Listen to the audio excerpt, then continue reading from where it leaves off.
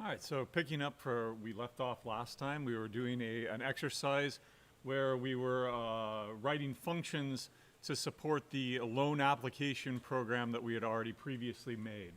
When we did that, we separated them out into a prototype, right, that defined the function signature, that is the name, its inputs and their types, and then the return type. In this case, it's round descents. It takes a double and it returns a double. And then down below, afterwards, we define what the function actually does. It computes a result. By creating this variable inside the function, it is local to that function and only exists in that function. There is no result up here. It returns that result. It ends up returning the value of that result. What I want to do is I want to continue with this and realize that, well, we could probably write another function here. Right? This big giant thing right here, monthly payment. What if I were to put that into a function? Right? Let's go ahead and write a function to do that. So if I wanted a function that computed the monthly payment, or get monthly payment, or compute monthly payment, right? Those are both verbs, right? We like to name our functions verbs or as close as we can to verbs because they do things. Our variable names are nouns. Why? Because they are things or they represent things. Get monthly payment is a verb. It's an action. Compute monthly payment is a verb. It's an action. Or we could just simply say monthly payment, much like square root or something. Remember, in computer science, there are only two difficult things. One is cache invalidation, and the second is naming things. We could take a vote, we could argue about it for hours and hours, but that's called bike shedding, by the way. The idea behind bike shedding is that the example that's always given is designing a nuclear power plant. So you put in a lot of hours and a lot of work, and hundreds of people have contributed to the design of this very complex machine, a nuclear power plant. And then when it goes to be assessed by other people, do they argue about whether or not that particular metallurgical property should be within there, or I think we should have 13-inch steel instead of 12-inch steel? No, what do they argue about? What color should we paint the bike shed? Why? Because that's so much easier to argue about than that other complicated technical stuff. And that's why it's called bike shedding. Should we argue about what we call our function? No. Just go with it, right? Pick something that's sensible and be done with it, okay? Monthly payment, all right? What should the return type be? Should it be an integer? Our result was $188.71, right? Let me check the audio here. Yeah, we're good.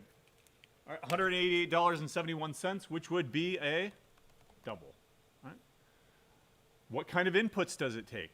Well, if I look at the monthly payment here, I have the monthly rate, which is actually not, that's the monthly rate that I've already computed up here. So maybe I want to design this so that I take an annual percentage rate, and then I'll take care of dividing it by 12 for you. Right? Maybe I'll then take in the principal. Right? I definitely need to know what the principal is in order to compute the monthly payment. I don't need POW, but monthly rate is repeated right there, right? And the number of months, or the number of terms, num terms. There are my three inputs that would go into computing this result right here. Now, what are their types? Well, you can borrow $10,000, or you can borrow $10,000.50. So probably a double. An annual percentage rate is between 0 and 1. 5% was 0.05. So maybe we go ahead and have a double there too. Num terms, however. It's not usual to have a loan for 5.5 months. You can pay it down early in fractional months. But usually when you take out a loan, it is for a fixed number, a whole number of months, or a whole number of years. In fact, should this be terms? If you didn't know anything else about anything below, what is term? Is it a month? Is it a year? I have no idea. Is there any way of determining what you actually meant there by num terms? I could make myself my code self-documenting, and name it properly. For example, num years. There we go. That's a much better variable name. Right? Or if I wanted to go the other way, num months, right? Or something like that. I'll go ahead and go with years here. Right? I like that. But what's another way that I could have distinguished what I meant by that variable? Documentation. That's where documentation comes in. Computes the monthly payment for a loan of an initial principal amount, taken at the given APR, right, and repaid, paid, there we go, monthly. By the way, most common misspelling, paid. And why is it the most common misspelling, or one of the most common misspellings? Because it's a correct word. It's a nautical term, though, right? It has nothing to do with being paid or paying back a loan. And repaid monthly over the given number of years, num years. There. Really nice documentation there, okay? All right, let's take that and copy, paste it down here. But should I paste the documentation? No. Why? DRY. Don't repeat yourself. All I need is that expression that I had from above. Right? Monthly payment is going to be this thing. So double result is equal to this thing. Oh, you know what? What if I didn't call it result? What if I called it monthly payment just like I did before? Careful. I've got two things called monthly payment at this point.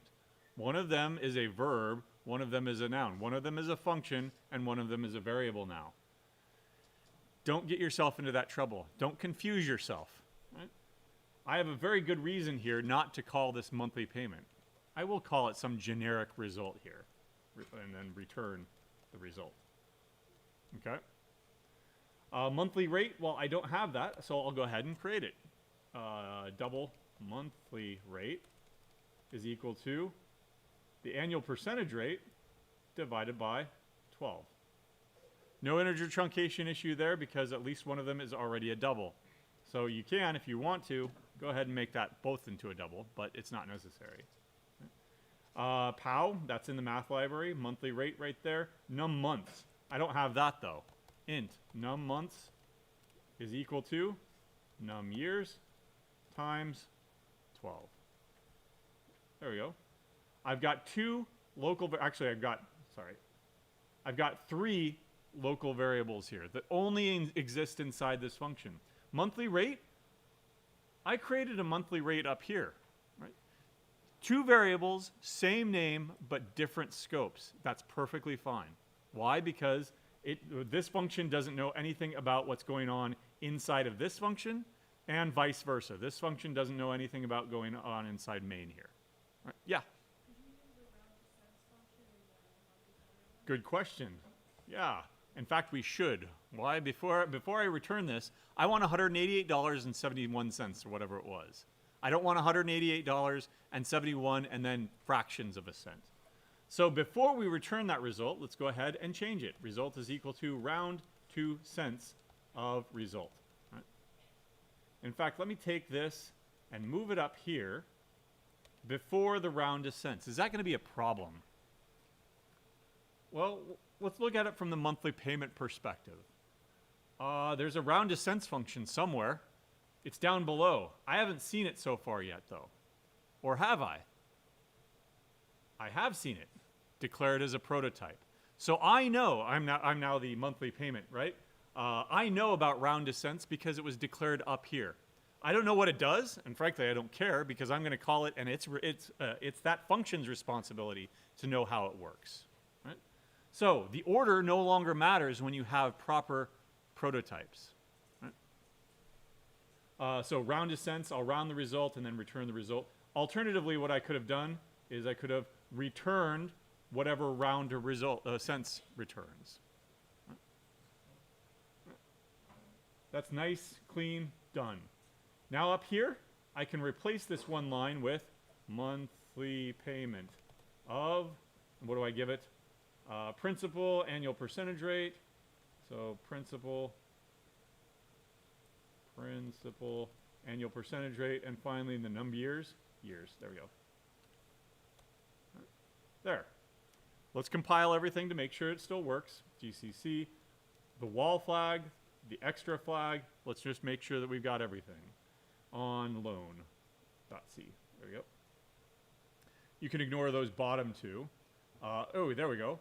Monthly payment is not a function or function pointer. Monthly payment, monthly payment. Looks like I got myself into a little bit of a problem here. Why? What did I say before? One of these things is a noun, a variable. One of these things is a verb, a function. I should probably not be naming these things the same thing. Right? So, M payment. That's too abstract. M, what is M? Right? Monthly payment. Maybe now I have an argument to go back up here and be more explicit about this. Get monthly payment. Right? Or compute monthly payment. So let's go ahead and change that here and here. Monthly payment, get monthly payment, and get monthly payment. All right? Refinement. It's okay to go back and change stuff if you have a new reason for it. This happens all the time in design. You design it one way, you go down the road and you find out, oh, okay, that's not going to work. Fine, go back and fix it. Right? Go back and change it. All right. Let's go ahead and see if that fixed it. Good. That's complaining about my lack of -lm. There we go. Still complaining about those. I can get rid of those by ignoring the extras. There we go. And once again, we've got this loan amortization table. $188.71. It all still works. Okay? Well, you might go through this and you might find that, okay, there's another thing that I can put into a function. There's another thing that I can put into a function. There's another thing I can put into a function. Eventually, that's going to look, if this is a much more complex thing, like it's taking care of an entire bank or an entire chain of banks or something like that, what's eventually going to happen? I'm going to fill up this file with 100 functions, 1,000 functions, right? Hundreds or thousands of lines of code, or hundreds of thousands of lines of code, or millions of lines of code eventually, right? Should I be putting that into one file? No. So let's talk about how we can go ahead and modularize this now. There we go. Right. We're going to create our own library. C has already separated out a lot of stuff into separate files, into separate libraries. In fact, all we need to do is look at stdlib. Standard library functions are in the standard library file. Input-output functions, those are in yet another file. Math functions are yet in another file. Boolean functions are in another file. String functions are in another file. In fact, we don't even need that. We're not working with strings yet. Right? And I don't think I did anything with stdbool, so I can get rid of that. Right? I am doing stuff with math. I am doing stuff with input and output. And I'm doing stuff with the standard library. If you don't include that, by the way, the compiler is going to do it for you. So it's just best practice to do so. In fact, there's some stuff in there, like the keyword null, that is probably necessary. Right? So how are we going to create our own library functions? Right? And why would we want to do this? What I'm going to do is I'm going to separate, my demonstration is going to be, let's separate our financial related functions into a separate finance library, right, of utilities, right? Computing the monthly payment, rounding to cents. Those are all like finance stuff, right? Cents, because it's money. Anything to do with currency, that's going to be in finance. So what I'm going to do is I'm going to come over here and create a new file, okay? That file will be called, I don't know, financeutils.h. Why .h? Because ultimately what this is going to be, this is a header file. What I'm going to do is I'm going to take the prototypes and their documentation, and I'm going to move them over to this separate .h file, right? financeutils.h. Where have we seen that pattern before? All of these libraries. stdlib.h, stdio.h. The H stands for header files. And if you looked at these header files somewhere on the system, you'll find that there are, well, there's lots of code, but there are also prototypes in there. And documentation and author header, et cetera, et cetera. Right? So let's go ahead and actually add an author header here to my H file. So I wrote it. I last wrote it on the 15th, and this is a collection of finance functions and utilities. There we go. It doesn't have to be long. You don't have to write a damn essay about it. Just say what it is. All right? Okay? There's my header file. Now, if I want to bring those in, what should I be doing? How did I bring in the math header file? I included it. How did I bring in the standard input-output library? I included it. So I'm going to include my finance utils. Finance utils.h. But I did it a little bit differently. This syntax here, this less than and greater than, we sometimes call those Langle-Wrangle. Why? Left angle bracket, right angle bracket, Langle-Wrangle, right? And that basically tells the compiler, look, these are standard library functions. There's a standard math library function. There's a standard library. There's a standard I/O library. Right? Go ahead and look for them there, wherever you store them on that system. But this is a user-provided, a user-defined library. So we use different syntax to tell the compiler, don't bother looking in the standard places. Look in the current directory. Right next to loan.c, I've got financeutils.h. So for our stuff, we're going to be using double quotes instead. Okay? Great. Now, what about these definitions? I'm going to create yet another file, financeutils.c, which has the exact same name as financeutils.h, the base name, but instead of .h, it's going to be .c. Like we've been using up to this point. Right? .c is a source file. Right? And I'm going to take all of these, and I'm going to move them over to the .c file. Right? Now, this is actual code. Right? I need to follow the same rules that we've been following up to this point. For example, I am using math stuff, POW, round. So what do I need to do at the top? I need to include the math library. Now, do you see any printfs or scanfs or anything like that here? Nope. So I don't need to include the input-output library. But as a matter of habit, I should be including the standard library. Right? That's just something you should always do. Okay? Do I need to include documentation? No. That's over here in this file. Don't repeat yourself. Do I need to include an author header here? You can. Don't repeat yourself, though, right? If you want to, you can come over here and cut and paste this stuff and just put it over here in the .c file. Generally, what happens in real life, if you need an author header or if you need a copyright notice, what you'll do is you'll put in this annotated line of copyright here. And then what you'll do with your actual code is you'll run a script that goes and inserts that copyright notice everywhere, right? So that you don't have to cut and paste, cut and paste, cut and paste.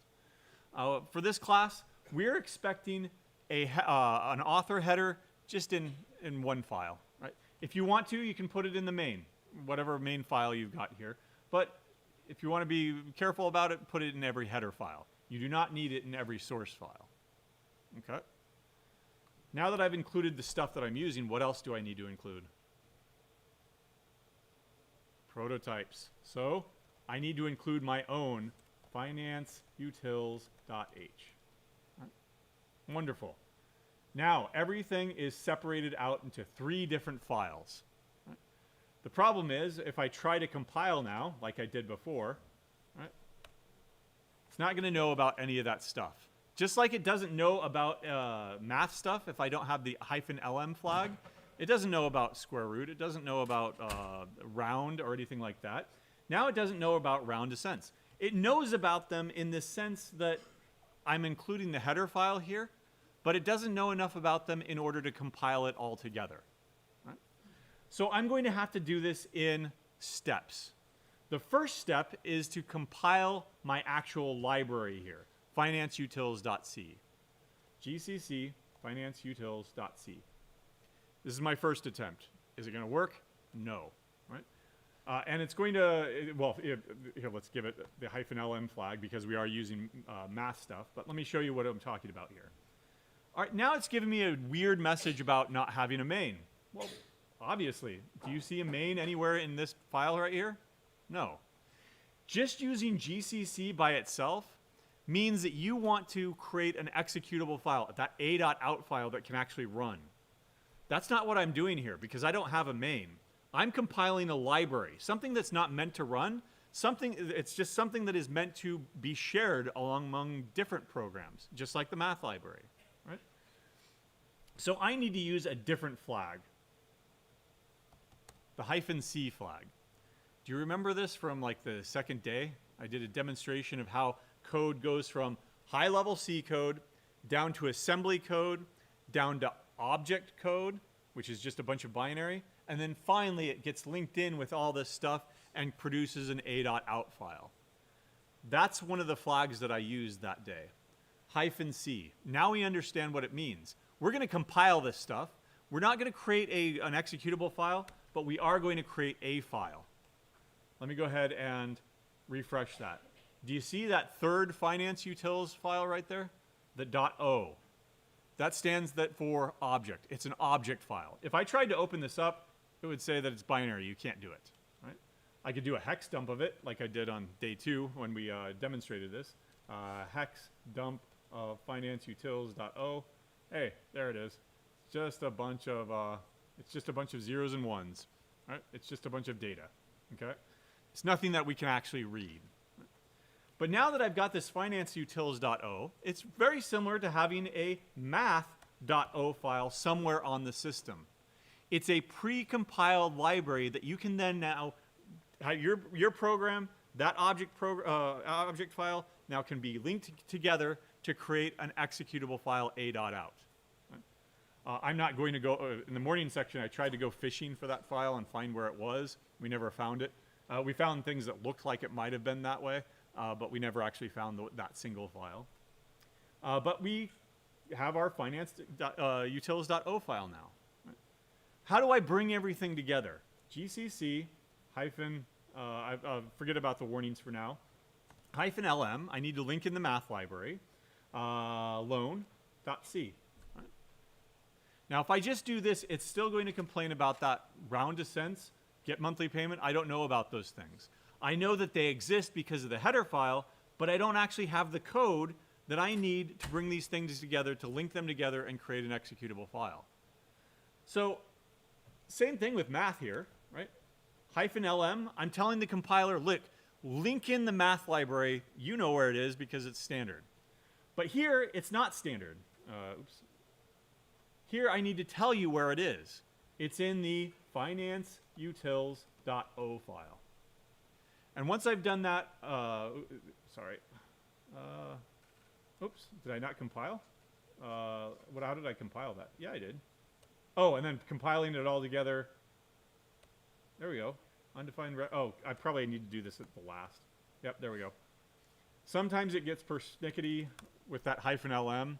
I've always just been doing it as the last flag, and apparently that's an Ubuntu thing. That's this particular operating system that CodeSpaces is using, right? I don't have to do that on a lot of other systems, right?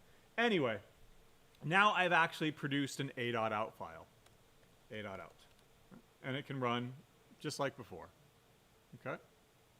So to review that, right? Why do we do this? You separate code out into multiple files to avoid one God file, right? We call it God classes, we call it God functions, we call it God files. Everything is in that one file. That's called an anti-pattern. It's a bad habit to get into. You don't want to do that, right? You separate code out into multiple files to avoid one God file, right? With thousands or millions of locks, lines of code, right? It allows you to organize code, right? Finance stuff goes in the finance library. I don't know what else. Custom math stuff goes in a custom math library, etc. Just like C does. Okay. The way that we do this is header. Prototypes and documentation goes into a header file with a .h extension. Right? Definitions go into a source file with the same base name, but with a .c extension. Right? So you want to name those things the same. I shouldn't call it finance utils in one and myAwesomeFunctions.c on the other, right? You can do that, but that's weird and that's disorganizing. We want to keep things organized, okay? You then use include my library.h wherever you want to use the functions in that library. Right?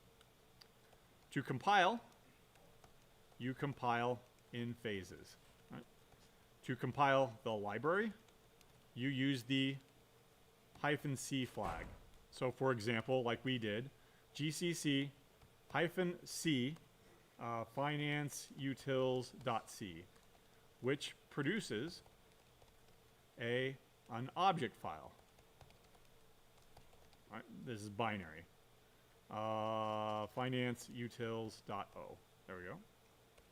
To compile everything together, you use you specify the you include, I should say, the object file to GCC. GCC. All right, there we go. Financeutils.o and then loan.c. And then I also used -lm there because I needed to link in the math library. I'm not using -l finance utils here because that's not standard. This is a user-defined library. So I need to specify that use this object file and just use it, the one that's in the current working directory. If you want to go the extra mile and start separating stuff out into different directories, all finance stuff goes into that directory, all math stuff goes in that directory, you can do that, but it's going to be a lot more complicated to compile it using GCC. In fact, it can get so complicated that you need yet another language to just compile your stuff, and it's called make. And you produce a make file. Not next week because there's no official lab next week, but the week after that, week 6, right? You'll get into the lab for that week is much more complicated because you're doing a bunch of image manipulation stuff. And so what you'll end up doing is you'll end up compiling it by using one command, make. And if you take a look at that file, in fact, we can take a look at it really quick. Let's see. Let's jump down to lab 5, not next week, but the week after that. Lab 5, there we go. Lots and lots of different files here, right? If you wanted to compile this, you'd have to run at least 5 or 6 different commands. To relieve you of the need to do that, you put those 5 or 6 commands into a make file. And then you type one command that processes this file and builds everything for you. It's yet another language. It's a completely different language that we're not really going to get into in this course, but you should be aware of it because it's a proper build system. Every language is going to have some sort of build system or ecosystem around the language itself that is just as complex as the language. This is, how do I build this thing? Well, it depends on these things, and this is how you build these things. Well, how do you build the image utils.o? Well, you need to follow this rule. It depends on these things, and this is how you build it. How do you build that thing? Well, it depends on this, and it depends on this. All right? It allows you to define dependencies. And you can get very complex. This is nothing, by the way. This is only 23 lines of a make file.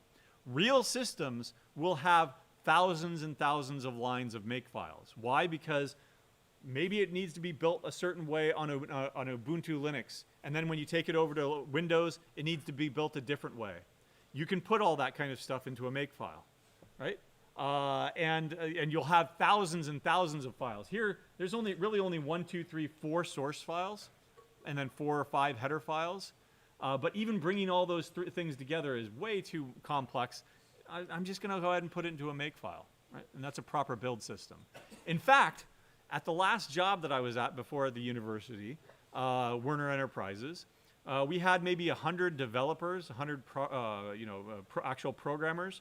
2 of them were entirely dedicated not to writing code, but to writing code that built the other code. In other words, 2 full-time people that just didn't ever write any actual code for the systems. Instead, they wrote build code and made sure that the builds built correctly. Nowadays, we call them DevOps, development operations people, and it's an entire career path now, right? So that kind of stuff is super important, but not the focus of this course. But you should know about it, right? Maybe you want to be a DevOps person eventually, right? And now you're not writing code, you're writing code to build other code and to test other code. That's QA people. They write code to test other code, which is what we're about to do here, right? But in any case, that's how you bring all that stuff together. Okay? All right. Let's see. Questions so far? So one of the advantages, yet another one of the advantages of separating this stuff out is that we can actually forget about this loan.c file and just look at our library in and of itself. Right? Now, this could be reused elsewhere.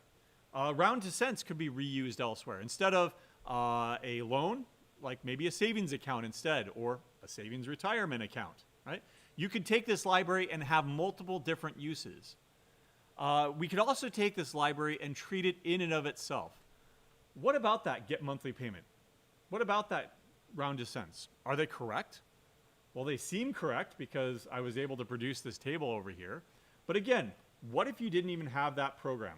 In fact, I'm going to pretend that that loan doesn't exist. That loan program doesn't exist. I'll make a directory called save here, and then I'm going to move the loan.c into save. In other words, I don't want to delete it, but I do want to forget about it. Right? There. Loan doesn't even exist anymore. In fact, yes, I did want to delete it. Not even the object file exists anymore. But that library still has value. Right? We can use it somewhere else. And we should be testing it to make sure that when we use it somewhere else, that it actually gives everybody the correct results. Right? Just like, say, the math library functions. Right? Hopefully they're all correct. Right? What if you've been relying on sine for the last 50 years being correct, and suddenly somebody comes up, well, nope, it turns out that all our calculations for the last 50 years are wrong. Right? Hopefully that's not the case. In other words, hopefully somebody tested this stuff. So let me create yet another file here. Finance, utils, test, plural. There we go. So what should I put in this file? My goal is to test each function in our finance utils library to make sure it is correct. Right? That's my goal. All right. Let me just grab some boilerplate stuff here. Oop, darn it. Quick key. I've got to remind myself not to do that. Control W closes a tab. Well, what was my tab? Visual Studio.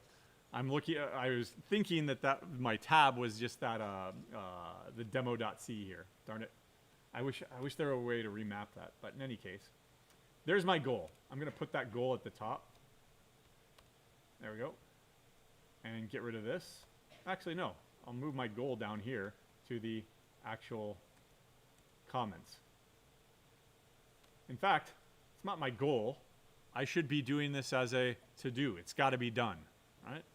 In various IDEs, in fact, in the full version of Visual Studio, if you start using this idiom, right, this colloquial metaphor in programming, to do all caps, then what a proper IDE, a full IDE would do, like Visual Studio, it would go throughout your code and find every single to-do and then compile them in a to-do list or a task list. We thought that there might have been a way to do this, but we couldn't figure it out this morning. So always use this, like any good programmer. I don't want to do this right now. So what do? You make a note to remind yourself to do it later. And the way that you do that is with a to-do. Test each and every single one of those functions in the library to make sure it's correct. Right? How do I go about testing it? Not my math, but finance utils. Right? I've got a basic program here that can bring that in. All right? Now, I have one test case. The one test case that we started out with. If I borrow $10,000 at 5% interest over 5 years, 60 terms, then I know that the monthly payment should be $188.71, right? So here's our first test case, right? For a principal of $10,000, APR of 5%, and for 5 years, we should expect a value of $188.71, if my memory serves. Is that correct? All right, I'm crowdsourcing my memory here. Please help me. All right, return 0. There we go. So how do I go about testing this? I call the function. Right? So double result is equal to get monthly payment, and I'll give it $10,000. 5% interest and 5 years. Right? And let's just print it out. Printf. Result is equal to percent %f and the line, and result. Right? There. How do I bring all this together? Well, I've already compiled the financeutils.o into finance.o. So let's go ahead and compile this test. GCC financeutils.o financeutils tests.c, and I'm going to need that math library. All right? Print it out. Okay, it looks good. All right? That still required a human, right? That still required a human to sit there and stare at it, $188.71. I don't like that. Right? Why? Because what happens when I make a change to that file? I still need a human sitting there looking at that and say, yep, that looks right still. Yep, that looks right still. Yep, that looks right still. Right? Why do we write code to begin with? To automate these tasks. So let's write some code here to define what the expected result is. Double expected. In fact, I'm going to change my result here to actual. There's the actual result. What's my expected result? $188.71. Right? Now, instead of printing it out, let's compare those two things. Right? If the actual is equal to the expected, hopefully this is starting to look familiar, by the way. Lab 3, right? Is leap year. I expected it to be true. What's the actual value? It's not. So there's a mismatch there, right? Or it is a leap year and I expected it to be a leap year. They match. It's great, right? So if those things are equal, then I'll print out passed. Yay, my test passed. Right? Otherwise, if they're different, I'll output. What's the opposite of passed? Failed. Right? Now, we like those words. Why? Passed, failed. They both have 6 letters. Right? So they align up very, very nicely. Right? Let's go ahead and compile this again and see if my test passes. Okay, that passed. Right? Is one test case enough? Probably not. So let's go ahead and, this is a cardinal sin, but in testing, it is the usual way of doing it. Copy, paste. Okay? Actual, expected, I don't know. What if I borrowed $20,000 instead at 5% interest over 5 years? Much, much better car now. Right? What's my expected now? At this point, what do? You pull out your calculator, right? And you verify what it should be before you actually test it. Right? So if anybody wants to pull out their calculator, please help me out. Otherwise, my calculator is going to be Wolfram Alpha, right? Darn it, I don't even have the, I've got it over here on my other screen. It's going to be the rate, which is 0.05 divided by 12 times the principal, which is now $20,000, all divided by 1 minus 1 plus the rate, which is 0.05 divided by 12, all raised to the power, and you can do this in Wolfram Alpha, negative 60. Right, there we go. That's the denominator. That's the numerator. There we go. All right, so $377.42. Okay. And why am I saying 42 cents? Because remember, we round it to the nearest cents. Rounded down, 4 here is going to end up giving us 42. 377.42. 377.42. Right.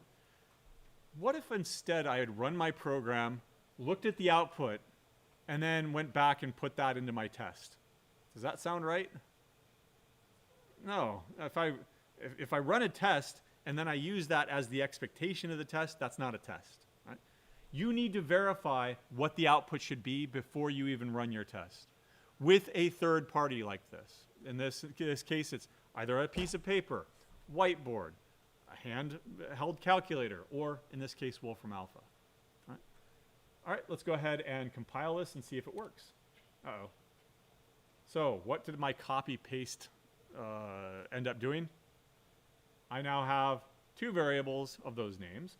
So I'm going to go ahead and change this a little bit and go double actual and expected so that I don't redeclare them every single time. There we go. There we go. All right. I'm resetting those values so that I can use the same logic here for passed and failed. There we go. Now it'll run. Does it pass? Does it fail? Pass, passed. Excellent. Now I can continue this process. All right, well, we changed the principal. What happens when we change the rate? I don't know. Let's go with 20,000 and then, I don't know. What's a good loan rate right now? 5% is probably good. I don't know. Brand new cars usually like have a deal and it's like less than 1%. All right. So that's going to be 0.9%. So if I come over here, and great, I still have this expression up here. All I have to do is put in a different value. That beats the hell out of a handheld calculator any day, right? What should it be? 341.01. 341.01. And you see, writing tests doesn't have to be all that bad, right? As long as you get into the groove here, you can write as many tests as you can crank out. Right? Ah, failed. What happened? Oh, did I screw up the... No, it's 0.001. Oh, did I... Ah, okay. What did I do? 341... 341.02. What should it have been? Oh, 1. Okay, there we go. Darn it. Hopefully it still fails. Please fail. Please fail. All right, now it passes. Right. I wanted to get it to fail because I want to show you that using equality is actually not going to work. Right? What if instead we tried to compute pi?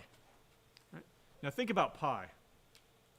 1 million digits of pi. There we go.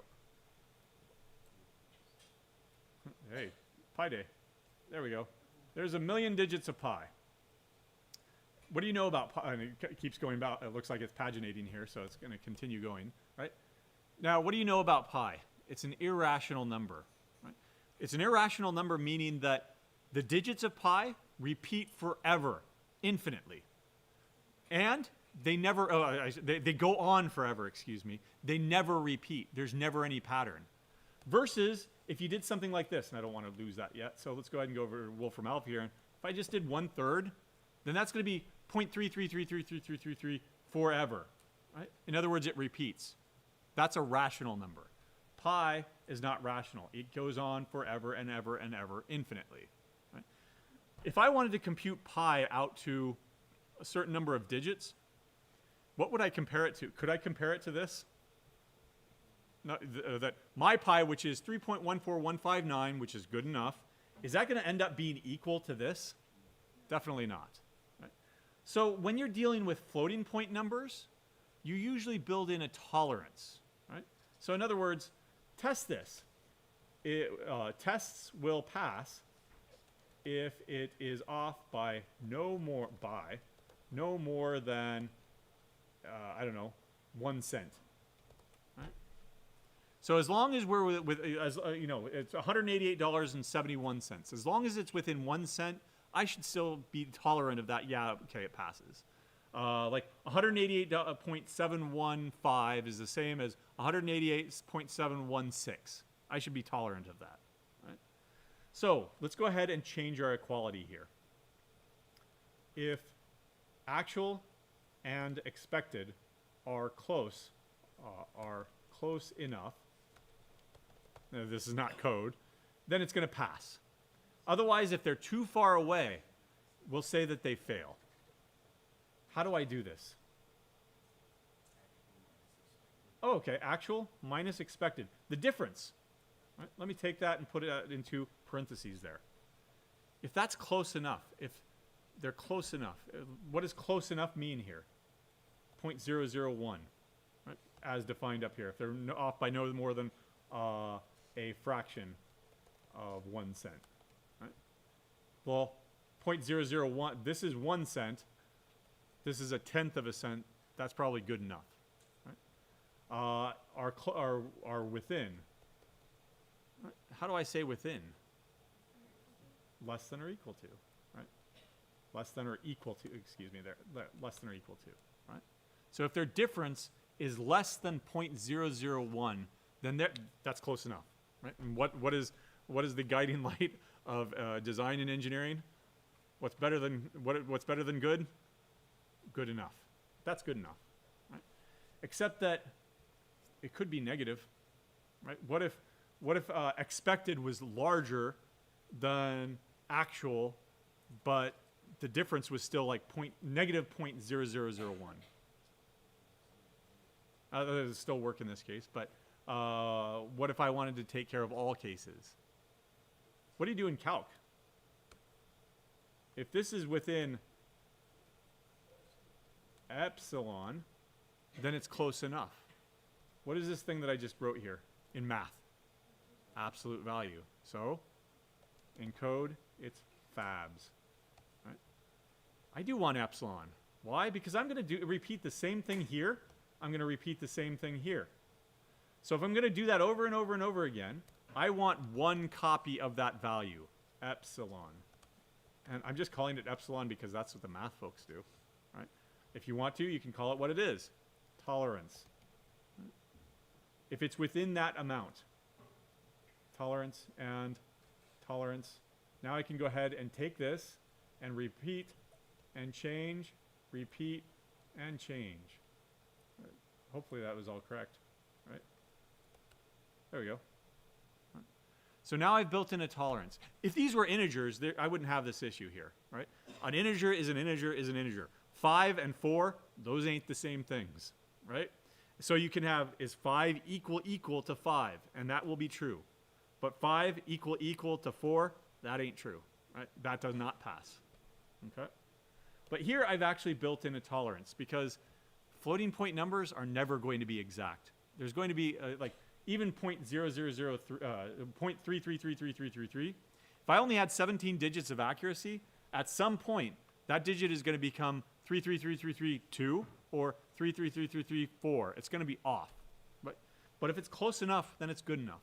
Right? If it's within 16 digits, I'm not going to quibble about that. Right? So build in a tolerance to all of your tests. One last thing that we should do is I want a summary report. Pass, pass, pass. How many tests was that? 3. What if I kept track of that? What if I kept track of num passed and num failed? Again, using the same words there because they all line up really, really nicely. Right? And every time I passed, I said num passed plus plus. Every time I failed, I said num failed plus plus. Then what I could do at the end here, and we're not going to have time to do it, but I could print out, you passed this many tests. You failed this many tests. Here's a percentage of the number of tests that passed. Your target for that is 100%. And now you don't need a human sitting there anymore looking at, oh, nope, everything passed, right? You can run these tests and automate them and never have to worry about it again. You go back and make a change, compile this again, run it again, and you don't have to run, do all those tests manually every single time. Right? What we just did was an informal unit testing framework. Eventually, after the first exam, we'll look at a formal unit testing framework. Have a good weekend.